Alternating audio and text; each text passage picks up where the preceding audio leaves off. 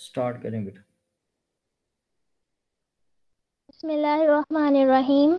अस्सलाम वालेकुम। I am वालेकुम Noor वालेकुम Zainab. अस्सलाम।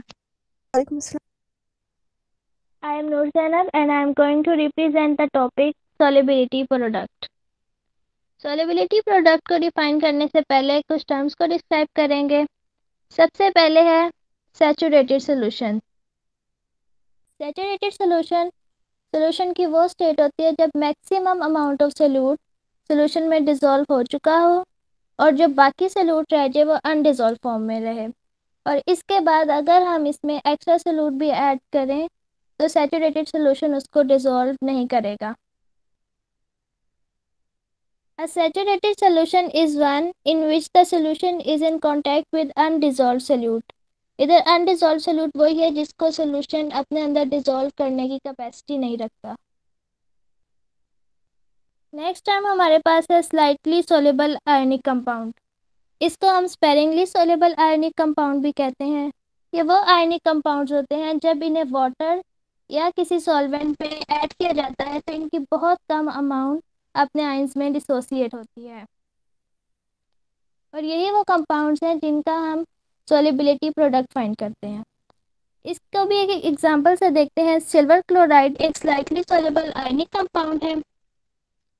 रिएक्शन में पहले सॉलिड फॉर्म में था, उसको हमने वाटर में ऐड किया और हमारे पास सिल्वर क्लोराइड एक्वस फॉर्म में आ गया। ये वो अमाउंट है जो सॉलिड से एक्वस में उसकी गई है, स्मॉल अमाउंट गई है क्योंकि ये एक्सपेरिंगली सोलेबल है। इस एक्वस स्टेट को हम एक इलेक्ट्रोलाइट कंसीडर करेंगे और ये सारा आयंस में कन्वर्ट हो जाएगा, सिल्वर और क्लोराइड आयंस में। जो दरमियान वाली एक्वस स्टेट है इसको हम जब रिएक्शन लिखेंगे मेंशन नहीं करेंगे क्योंकि ये ना तो कोई इंटरमीडिएट है ना कोई प्रोडक्ट है और ना ही रिएक्शन इस स्टेट पर रुकेगा बल्कि डायरेक्ट सॉलिड से एक्वस में जाएगा और इस पॉइंट पर एक इक्विलिब्रियम मेंटेन होगा सॉलिड से आयंस के दरमियान। और रिवर्सिबल साइन ये शो कर रहा है कि पूरा रिएक्टेंट प्रोडक्ट में नहीं जा रहा है, जो हमने ऊपर पहले बता दिया कि स्लाइटली सोलेबल है, सिर्फ कुछ अमाउंट इसका प्रोडक्ट्स में कन्वर्ट होगी। When an excess of slightly soluble ionic compound such as silver chloride is mixed with water, an equilibrium occurs between the solid compound, जो इस केस में सिल्वर क्लोराइड है, and its ions, जो कि silver और chloride ions हैं, in the saturated solution as follows. ये इस पे इक्विलिब्रियम मेंटेन हुआ है तो law of mass action apply करके इक्विलिब्रियम कांस्टेंट फाइंड करेंगे। इक्विलिब्रियम कांस्टेंट ऊपर इसके प्रोडक्ट्स आ जाएंगे क्लोराइड और सिल्वर आयंस, नीचे रिएक्टेंट में सिल्वर क्लोराइड आ जाएगा। हमारे पास जो इक्विलिब्रियम इस केस में है वो हेट्रोजीनियस इक्विलिब्रिया है, मींस के रिएक्शन के दोनों साइड पे जो स्टेट्स हैं वो डिफरेंट हैं। सिल्वर क्लोराइड एक तरफ सॉलिड फॉर्म में है और दूसरी तरफ आयंस एक्वस फॉर्म में है। तो ये केमिकल इक्विलिब्रियम में हमने पढ़ा था कि जब भी हेट्रोजीनियस इक्विलिब्रिया हो तो जो सॉलिड स्टेट होगी उसको हम कांस्टेंट कंसीडर करेंगे। तो इस लिहाज से जो केमिकल जो इक्विलिब्रियम का फार्मूला होगा उसमें डिनोमिनेटर कांस्टेंट हो जाएगा। तो इक्विलिब्रियम कांस्टेंट सारा डिपेंड करेगा आयंस की कंसंट्रेशन पे, उसकी एक्सप्रेशन की सारी डिपेंडेंस आयंस की कंसंट्रेशन पे होगी। Therefore, the equilibrium constant expression for the dissolving of a slightly soluble ionic solid depends only on the molar concentrations of the species in solution. अब उस फार्मूला को आगे लेकर चलते हैं। सिल्वर क्लोराइड को लेफ्ट साइड पे ले जाकर इक्विलिब्रियम कांस्टेंट से मल्टीप्लाई कर देंगे। दोनों कांस्टेंट हैं हमारे पास। जब दो कांस्टेंट मल्टीप्लाई होंगे तो हमारे पास एक नया कांस्टेंट आएगा जिसको हम कहेंगे सोल्युबिलिटी प्रोडक्ट या सोल्युबिलिटी प्रोडक्ट कांस्टेंट, जिसको हम रिप्रेजेंट करेंगे KSP से। और यही हमारा आज का टॉपिक है। KSP product equals to the product of the molar concentrations of the ions, और इस केस में हमारे पास सिल्वर और क्लोराइड आयंस हैं। और इसके अंदर हम ये देख रहे हैं कि KSP इस डिग्री को रिप्रेजेंट कर रहा है कि कितना ज़्यादा एक आयनिक कंपाउंड अपने आयंस में कन्वर्ट हो रहा है, ये कितना ज़्यादा वो सोलेबल है। Because the equilibrium expresses the degree to which the solid is soluble in water, the equilibrium constant is called a solubility product constant or simply a solubility product and is denoted by KSP.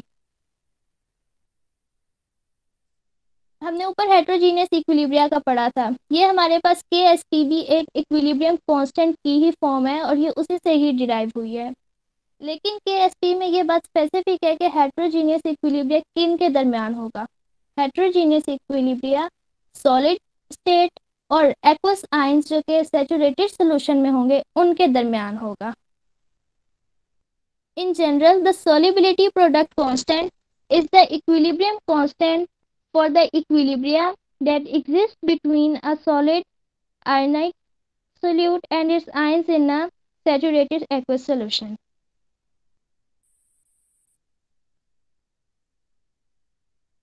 उसके बाद the solubility product is equal to the product of the concentrations of the ions involved in the equilibrium, each raised to the power of its coefficient in the equilibrium equation.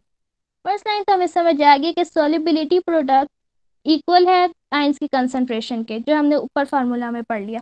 लेकिन ये raise to the power of the coefficient in the equilibrium, इसको हम देख लेते हैं। जो हमने ऊपर एग्जांपल डिस्कस की थी सिल्वर क्लोराइड की, उसमें सिल्वर क्लोराइड डिसोसिएट हो रहा था आयंस में सिल्वर और क्लोराइड में, और उनके साथ कोई कोफिशिएंट नहीं था, सिर्फ सबके साथ यूनिटी थी। लेकिन अगर हम ये वाला नीचे एक और एग्जांपल देखें कैल्शियम फ्लोराइड की,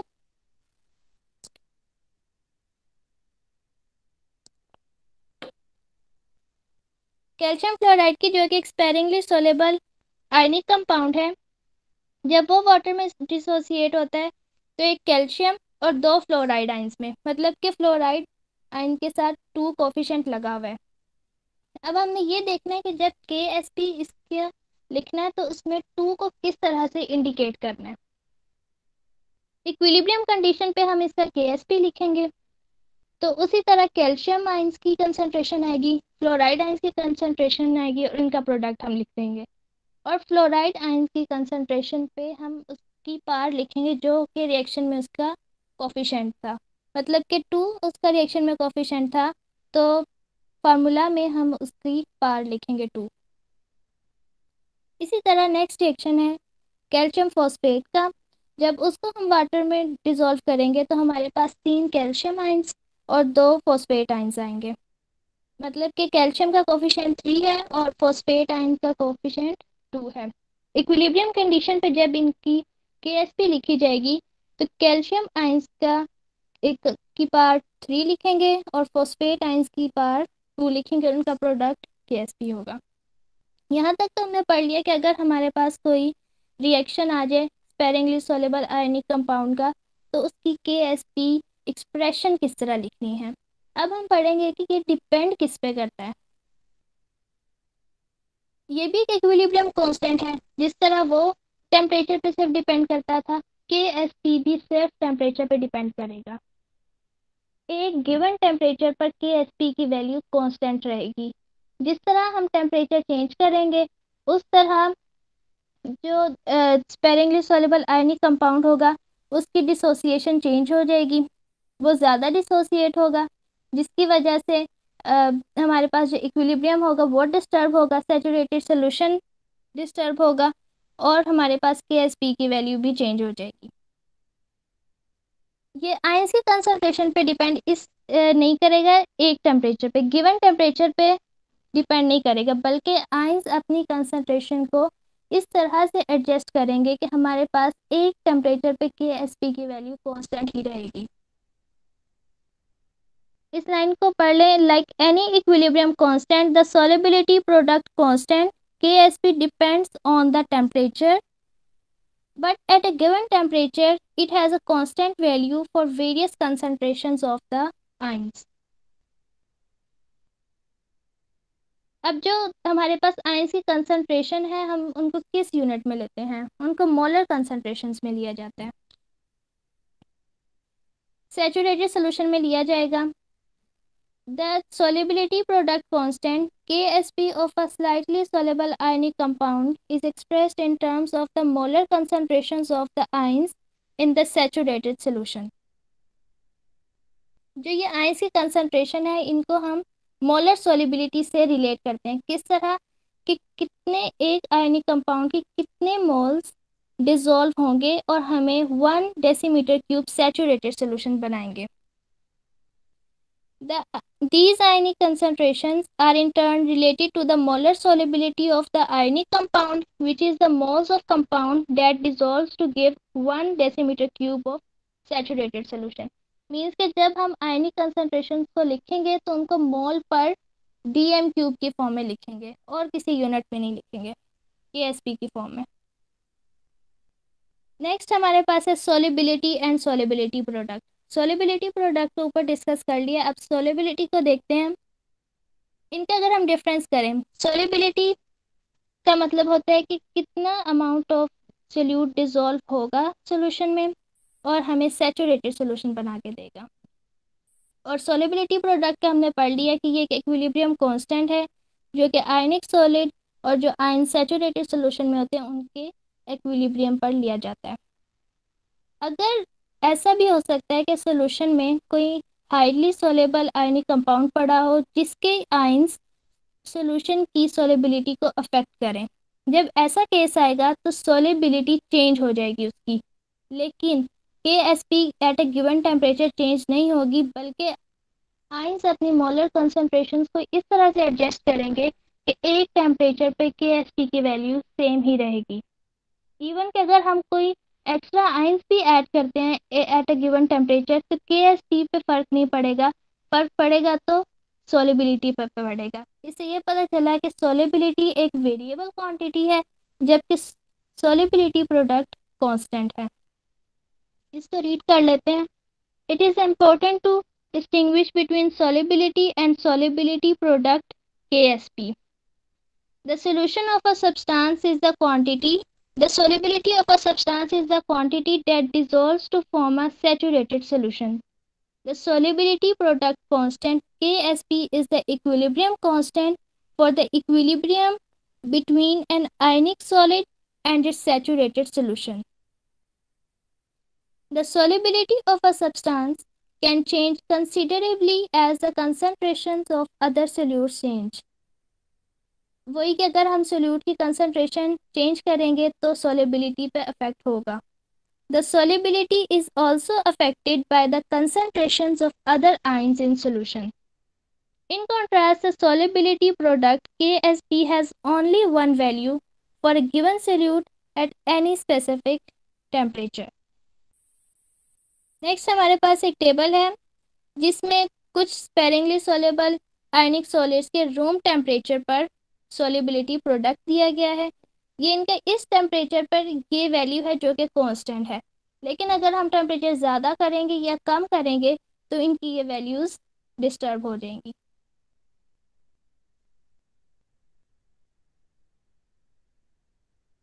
अब इनको मैथमेटिकली थोड़ा सा रिलेट करते हैं, सोलिबिलिटी को और सोलिबिलिटी प्रोडक्ट को। Relation between solubility and solubility product, लेकिन इनको थोड़ा कैटेगराइज फॉर्म में लेके चलेंगे। जो आयनिक कंपाउंड लेंगे उसके रेशो के लिहाज से सबसे पहले जो हम लेंगे वो होगा 1:1 का आयनिक कंपाउंड, स्पेरिंगली सोलेबल होना चाहिए। इसके अंदर पहले है एग्जांपल में हमारे पास silver chloride. Silver chloride dissociate होगा एक सिल्वर और एक क्लोराइड आयन में। इसी तरह silver bromide, silver iodide, lead sulphate dissociate हो रहा है एक लेड आयन में और दूसरा फॉस्फेट सल्फेट आयन में। नंबर 4 पे है हमारे पास बेरियम सल्फेट, एक बेरियम में और एक सल्फेट आयन में डिसोसिएट होगा। और आगे है एल्यूमिनियम फॉस्फेट, एक एल्यूमिनियम में और एक फॉस्फेट आयन में डिसोसिएट होगा। मतलब कि जो इधर इलेक्ट्रोलाइट्स का रेशो होगा आयन का वो 1:1 होगा। इलेक्ट्रोलाइट ये वही है, जब हमने सॉलिड को वाटर में डिसॉल्व किया था तो उसके कुछ मोल्स जो थे वो उसके कुछ मोल्स डिसॉल्व हो गए थे वाटर में, एक्वस में जो दरमियान वाला था उसको हमने इलेक्ट्रोलाइट कहा है। अब इसको पढ़ लेते हैं। The solubility of a sparingly soluble salt such as silver chloride, silver bromide, silver iodide, lead sulfate, barium sulfate, and aluminium phosphate, that is for 1:1 electrolytes, may be defined as the molecules of the solid silver chloride which dissolves per decimeter cube of solution to reach the equilibrium with excess solid. Solubility की इधर molar solubility की definition है कि कितने जो moles हैं वो dissolve होंगे इनके, और हमें 1 dm³ सैचुरेटेड सोल्यूशन देंगे इक्विलिब्रियम पर। उसके बाद है for a salt like silver chloride, if S is the solubility expressed in moles per dm³, देन Ag silver is equals to chloride ion is equals to S, hence the solubility product is given by। अगर हम silver chloride को dissociate करें, इसका 1 मोल convert होगा 1 मोल silver ion में और 1 मोल ही chloride ion में। इसी तरह अगर हम कहें कि सिल्वर क्लोराइड की सोलिबिलिटी है S मोल्स पर dm³, तो वो कन्वर्ट हुई है एक्वस में, और वो जो एक्वस था वो एक इलेक्ट्रोलाइट था, वो सारा का सारा अपने आयंस में चला गया था। तो सिल्वर आयन की भी solubility S moles per dm³ होगी, क्लोराइड आयंस की भी S मोल पर dm³ होगी, क्योंकि इनकी रेशो 1:1 है। इनके KSP लिखेंगे तो सिल्वर आयन की मोलर कंसंट्रेशन और साथ में क्लोराइड आयन की। इधर हमने सोलिबिलिटी को सपोज कर लिया कि वो S है। KSP इज इक्वल्स टू, दोनों की जगह S रिप्लेस कर देंगे और KSP हमारे पास मल्टीप्लाई होकर S इंटू S S² आ जाएगा। ये हमारे पास आ गया KSP। लेकिन अगर हमने सोलिबिलिटी फाइंड करनी हो तो स्क्वायर को रिमूव करने के लिए हम KSP का स्क्वायर रूट ले लेंगे। Thus the solubility of a sparingly soluble salt for 1:1 ions like silver chloride is always equal to the square root of solubility product। Next हमारे पास जो इलेक्ट्रोलाइट्स हैं उनकी रेशो है 1:2। जैसे calcium fluoride, lead chloride, silver chromate can be defined as follows. मतलब कि जब calcium fluoride dissociate होगा तो एक कैल्शियम आयन बनाएगा और 2 फ्लोराइड आयंस बनेंगे, मतलब कि रेशो 1:2 होगी। तो इनको कैसे डील करेंगे? अगर हमारे पास S moles per dm³ solubility है कैल्शियम फ्लोराइड की, तो जो एक कैल्शियम आयन बनेगा उसकी सोलिबिलिटी होगी S मोल्स पर dm³। लेकिन जो F होगा, फ्लोरीन होगा हमारे पास इस केस में, उसकी solubility 2S moles per dm³ होगी, उसके कोफिशिएंट की वजह से, उसकी रेशो की वजह से। The solubility equation for calcium fluoride dissociate हो रहा है एक कैल्शियम आयन में और 2 फ्लोराइड आयंस में। कैल्शियम आयन की सोलिबिलिटी हमारे पास S है, फ्लोराइड आयंस की 2S है, एंड देयरफॉर इनकी KSP लिखेंगे, कोफिशिएंट फ्लोराइड की पावर की फॉर्म में लिखेंगे, calcium ions into fluoride raise to the power 2, KSP is equals to S into 2S whole square, 2S whole square 4S² into S 4S³। तो हमारे पास KSP का formula आ गया, KSP is equals to 4S³। अगर हमने solubility निकालनी हो तो 4 को KSP से डिवाइड करेंगे और सोलिबिलिटी निकालने के लिए, क्यूब ख़त्म करने के लिए हम KSP/4 का क्यूब रूट ले लेंगे।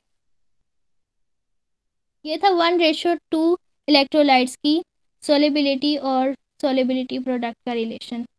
थर्ड हमारे पास है 1:3 इलेक्ट्रोलाइट्स का रिलेशन। इसमें हमारे पास है फेरस हाइड्रोक्साइड और एल्यूमिनियम हाइड्रोक्साइड।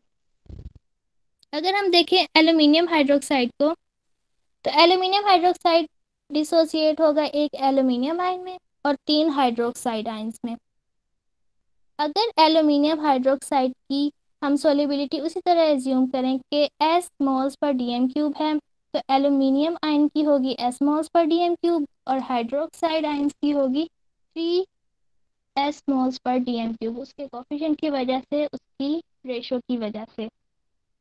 जब हम उससे केएसपी लिखेंगे तो एल्यूमिनियम का लिखेंगे एस और हाइड्रोक्साइड का हम लिखेंगे 3s और उसका पार लिखेंगे हम 3 की पार 27s³ इंटू एस और हमारे पास आ जाएगा 27s4।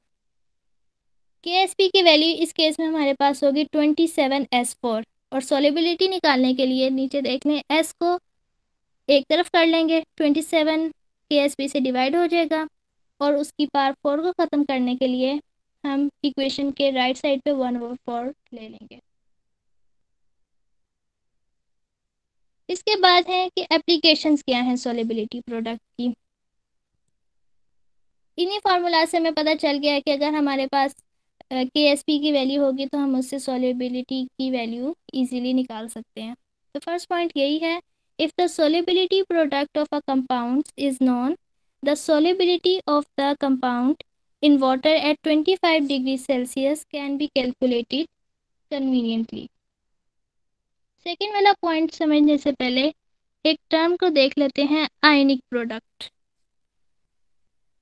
आयनिक प्रोडक्ट बिल्कुल सेम केएसपी की तरह ही है, मतलब कि ये भी आयंस का प्रोडक्ट है और किसी भी आयनिक कंपाउंड की स्पेरिंगली सोलेबल ले लें वो, लेकिन इसके लिए ये कंडीशन ज़रूरी नहीं है कि इसको हमने जो वैल्यूज़ पुट करनी मोलर कंसनट्रेशंस की वो इक्विलिब्रियम की होंगी या सैचुरेटेड सोल्यूशन पे ही ली गई होंगी, ये ज़रूरी नहीं है। मतलब कि अगर हमने इनिशियल स्टेज पे वैल्यूज़ ली हैं तो हमारे पास आयनिक प्रोडक्ट की वैल्यू कम होगी और अगर हमने उसकी बाद में लिए तो उसकी वैल्यू ज़्यादा हो सकती है। मीन्स कि ये एक वेरिएबल है प्रोडक्ट आयंस का ही, बिल्कुल सेम वैसे ही लिखेंगे, लेकिन इसके लिए इक्विलिब्रियम की कंडीशन नहीं होगी। इसको देखते हैं, अगर हमने एक हमारे पास स्पेरिंगली सोलेबल आयनिक कंपाउंड है, उसका हमें केएसपी वैल्यू पता है, हमने उसका आयनिक प्रोडक्ट निकाला और वो वैल्यू केएसपी से कम थी, तो इससे हमें ये पता चलेगा कि अभी रिएक्शन फॉरवर्ड डायरेक्शन में जाएगा क्योंकि जो की कंसनट्रेशन आयंस की हैं वो कम है, मतलब कि उन्हें ज़्यादा होना है इक्विलिब्रियम तक जाने के लिए, रिएक्शन फॉरवर्ड जाएगा। और अगर इन केस हमारे पास आयनिक प्रोडक्ट और केएसपी की वैल्यू सेम आ जाए तो इसका मतलब ये होगा कि जो हमने आयनिक प्रोडक्ट की वैल्यूज़ ली हैं, आयंस की वैल्यू ली हैं, वो इक्विलिब्रियम पे ली गई हैं। और थर्ड केस जो कि इसकी एप्लीकेशन में है, अगर आयनिक प्रोडक्ट की वैल्यू हमारे पास ज़्यादा आ रही है केएसपी से, तो इसका मतलब ये है कि रिएक्शन बैकवर्ड जा रहा है, मतलब कि आयंस की कंसंट्रेशन बहुत ज़्यादा है और वो इक्विलिब्रियम को मेंटेन करने के लिए रिएक्शन बैकवर्ड जाएगा, वो एक्वस आयन से सॉलिड की तरफ जाएगा और प्रेसिपिटेशन होगी। When the ionic product of the ions of a salt exceeds the solubility product, precipitation will occur। जब भी इस तरह कुछ हो, आयन की कंसंट्रेशन आगे पीछे हो, तो इक्विलिब्रियम मेंटेन करने के लिए वो बैकवर्ड डायरेक्शन में जाएगा और आयंस सॉलिड में कन्वर्ट होंगे। This concept finds a number of applications, some of which are described below। सबसे पहले अब इसको देखेंगे प्यूरिफिकेशन ऑफ कॉमन सॉल्ट को। If HCl is passed through a saturated solution of sodium chloride, the ionic product sodium and chloride ions exceeds solubility product of sodium chloride, thus pure solid NaCl precipitates out। हमारे पास NaCl था, उसके अंदर से हमने HCl को पास किया, HCl को पास करने की वजह से जो कि हाईली सोलेबल था, उसने उसकी सोलिबिलिटी को चेंज कर दिया, मतलब कि आयनिक प्रोडक्ट की वैल्यू इंक्रीज कर गई केएसपी की वैल्यू से, जिसकी वजह से NaCl प्रेसिपिटेट हो गया। सेकेंड इसकी एप्लीकेशन है ग्रुप एनालिसिस की, मतलब कि जब हम अगर प्रेसिपिटेशन को थोड़ा स्पेसिफिक करके देखें तो ये हमारे लिए रेडिकल्स को आइडेंटिफाई करने में बहुत हेल्पफुल होती है। For the precipitation of ionic metallic radicals, use is made of the solubility product principle. और जो प्रेसिपिटेशन के पीछे मेन रोल है वो सॉल्युबिलिटी प्रोडक्ट का ही है कि हम उससे रिलेट करते हैं, फिर हमें पता चल जाता है।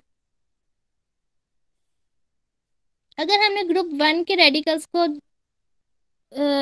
आइडेंटिफाई करना हो तो HCl को सॉल्ट सोल्यूशन में ऐड करेंगे, क्लोराइड्स बन जाएंगे। ग्रुप 1 में हमारे पास मर्करी, सिल्वर और लेड आ जाएंगे, इनके आइंस ये ज़्यादा हो जाएंगे और फिर KSP वैल्यू जो होगी उससे वो एक्सीड कर जाएंगे और प्रेसिपिटेट आउट हो जाएंगे और हमें पता चल जाएगा कि हमने HCl इनका रिएजेंट डाला था और ये प्रेसिपिटेशन हुई है।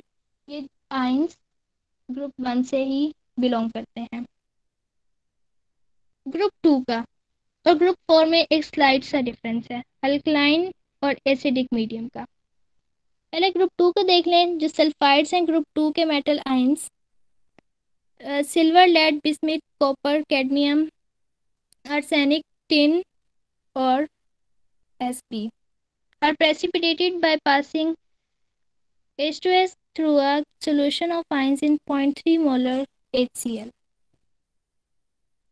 इनमें से अगर ये सोल्यूशन में प्रेजेंट हैं और हमने H2S पास की इन द 0.3 मोलर HCl, मतलब कि मीडियम हमने एसिडिक लेना है, तो ये प्रेसिपिटेट हो जाएंगे। और अगर सोल्यूशन में कॉपर, निकल, जिंक वगैरह प्रेजेंट हैं और हमने H2S पास की लेकिन सोल्यूशन क्या था, अल्कलाइन था, तो अगर वो प्रेसिपिटेट हो गए तो इसका मतलब होगा ग्रुप 4 है। और अगर एसिडिक मीडियम में प्रेसिपिटेट हो गए तो हम कहेंगे कि ये ग्रुप 2 से मेटल आइंस बिलोंग करते हैं। Thus with the help of solubility product principle, we can divide ions in groups and separate them. By similar techniques, we precipitate hydroxides of aluminium, ferrous, and chromium by adding ammonium chloride in ammonium hydroxide solution. Ammonium hydroxide solution में ammonium chloride को add करेंगे और अगर solution में aluminium या ferrous या chromium के ions present होंगे तो उनके हाइड्रोक्साइड प्रेसिपिटेट हो जाएंगे और उन्हें हम आइडेंटिफाई कर लेंगे। लेकिन अगर हम अमोनियम क्लोराइड को ऐड नहीं करते, सिर्फ अमोनियम हाइड्रोक्साइड के सोल्यूशन में भी वो प्रेसिपिटेट हो जाते हैं। Many hydroxides would get precipitated if ammonium chloride पर नॉट एडिड। अब जो हमने ऊपर आयनिक प्रोडक्ट और KSP का पढ़ा था उसकी लाइंस देखिए, मैं दोबारा रीड कर लेते हैं। Precipitation is expected to occur if the ionic product for an solubility reaction is greater than KSP. If the ionic product is less than KSP, precipitation will not occur. Precipitation कैसे हो सकती है जब ionic product KSP से कम है? अभी तो reaction forward जा रहा है, अभी तो जो आयनिक कंपाउंड है वो अपने आयंस में ही पूरी तरह डिसोसिएट नहीं हुआ। If the ionic product equals KSP, the reaction is at equilibrium, the solution is saturated with the ionic compound. Next हमारे पास दो एग्जांपल्स हैं जो हमने ऊपर फार्मूलाज पढ़े थे, उन्हीं से इन्होंने सॉल्व होना है। The solubility of calcium sulfate in water is 4.9 into 10 raised to power minus 3 molar solution at 25 degrees Celsius. Calculate KSP for calcium sulfate at this temperature.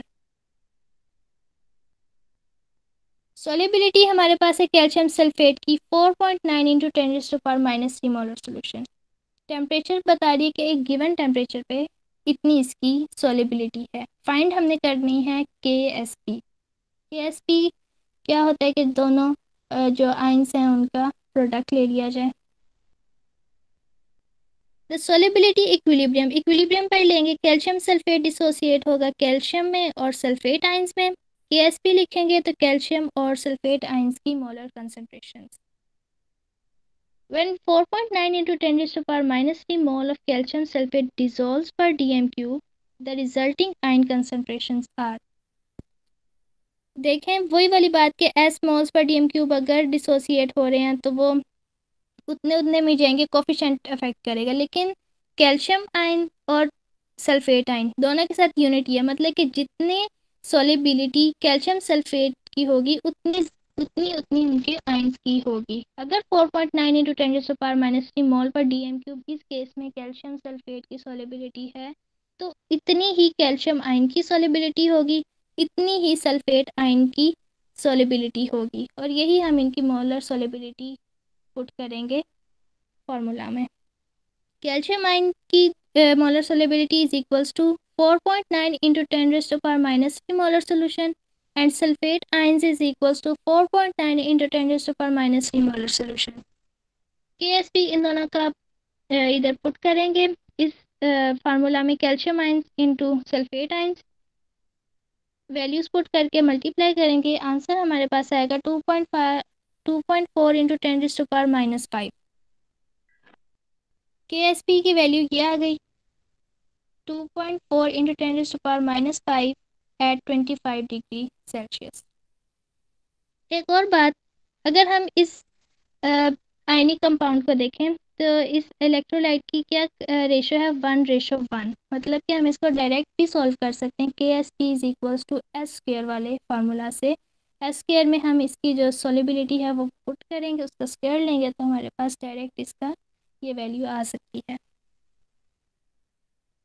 Next example है, calculate the solubility in gram 1 decimeter cube of calcium fluoride in water from the solubility product constant KSP is equals to 3.4 into 10⁻⁻11। Last वाले example में हमने KSP find किया था, S given था, solubility given थी। इसमें KSP given है और हमने solubility को फाइंड करना है, लेकिन एक कंडीशन उसने दी है, solubility moles per decimetre cube में उसने नहीं पूछी है, उसने ग्राम पर डेसीमीटर क्यूब में पूछी है। हम उसको पहले की तरह सॉल्व करते हैं, मोल पर डेसीमीटर क्यूब में सॉलिबिलिटी निकालते हैं और एंड पे उसको ग्राम पर डेसीमीटर क्यूब में कन्वर्ट कर लेंगे। अब हम लेट कर लेते हैं कि x उसकी मोलर सॉलिबिलिटी है कैल्शियम फ्लोराइड की। कैल्शियम फ्लोराइड की x मोलर सॉलिबिलिटी एज्यूम कर ली। कैल्शियम फ्लोराइड का अगर हम रिएक्शन देखें तो कैल्शियम फ्लोराइड एक कैल्शियम में और 2 फ्लोराइड आइंस में कन्वर्ट हो रहा है। When solid calcium fluoride is mixed into 1 decimeter cube of solution, x mole dissolves forming x mole calcium ions and 2x mole fluoride ions। वो कोफिशिएंट की वजह से, उसकी रेशो की वजह से 2x मोल्स पर डीएम क्यूब सोलिबिलिटी होगी फ्लोराइड आइंस की और x मोल्स पर डीएम क्यूब सोलिबिलिटी होगी कैल्शियम आइंस की। स्टार्टिंग में कोई भी डिसोसिएशन नहीं होगी, 0 आइंस हैं, फिर चेंज आएगा, इधर x सोलिबिलिटी इंक्रीज होगी और इक्विलिब्रियम पे वही x मोल्स पर डीएम क्यूब और 2x मोल्स पर डीएम क्यूब होगी। KSP इसकी वैल्यू लिखेंगे, KSP is equals to calcium ions की molar concentration into fluoride ions की molar concentration raise to the power 2। Put करें x इंटू 2x और होल का स्क्वायर। KSP की वैल्यू पुट कर दें आगे 3.4 इंटू 10⁻⁻11 जो कि हमें क्वेश्चन में गिवन है। 2x का square is equals to 4x square into x 4x cube. x को एक तरफ ही रहने दें, 4 को डिवाइड कर दें KSP की वैल्यू से और x का क्यूब ख़त्म करने के लिए दूसरी तरफ क्यूब रूट ले लें, तो हमारे पास आंसर आएगा 2.0 इंटू 10⁻⁻4। ये हमारे पास आ गई सॉलिबिलिटी, लेकिन ये सॉलिबिलिटी मोल्स पर डीएम क्यूब में है, क्वेश्चन में हमसे ग्राम्स पर डीएम क्यूब में पूछी गई है। The molar solubility of calcium fluoride is 2.0 into 10⁻⁻4 moles per dm cube. To get the solubility in grams per dm cube, we convert using molar mass of calcium fluoride. Molar mass of calcium fluoride is equals to 78.1 grams per mole. हम इसके molar mass को इससे multiply करेंगे।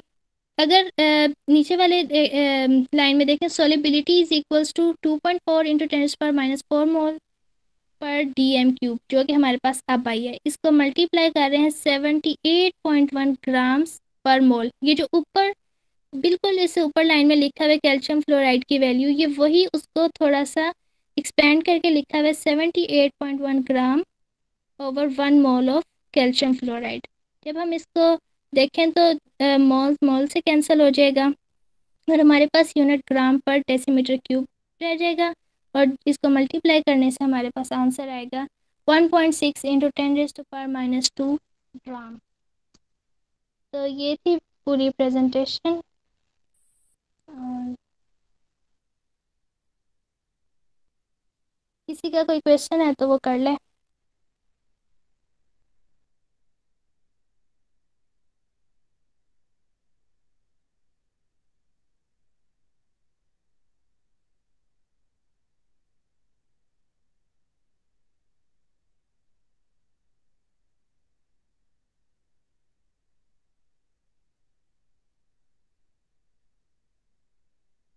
अगर हम ions की concentration change कर दें तो फिर सॉल्युबिलिटी प्रोडक्ट चेंज होगा या नहीं?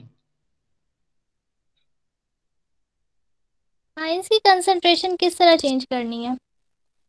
देखो, अगर हमारे पास एक गिवन टेम्परेचर पर आयंस की कंसंट्रेशन चेंज हो रही है, अगर सॉल्यूशन में कोई हाईली सोलेबल आयनिक कंपाउंड पड़ा है, वो सोलेबिलिटी को चेंज करेगा, केएसपी की वैल्यू चेंज नहीं होगी, बल्कि आयंस अपनी कंसंट्रेशन को इस तरह से एडजस्ट करेंगे कि हमारे पास जो केएसपी आएगा वो कांस्टेंट ही आएगा एक गिवन टेम्परेचर पे। टेम्परेचर चेंज करने से होगी बस चेंज। ओके।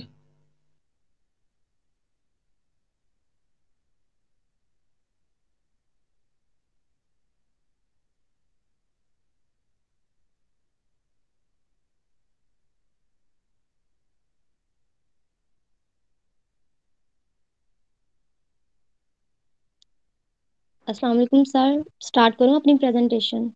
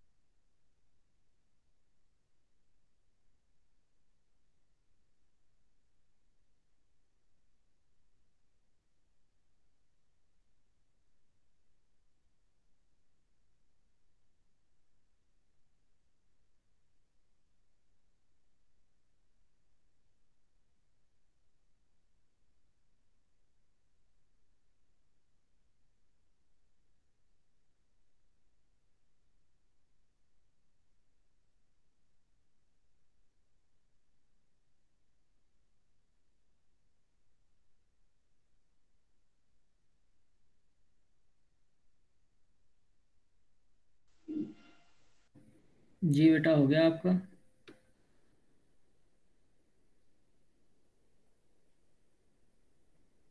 नूर जैनब। यस सर, मेरी कंप्लीट हो चुकी है।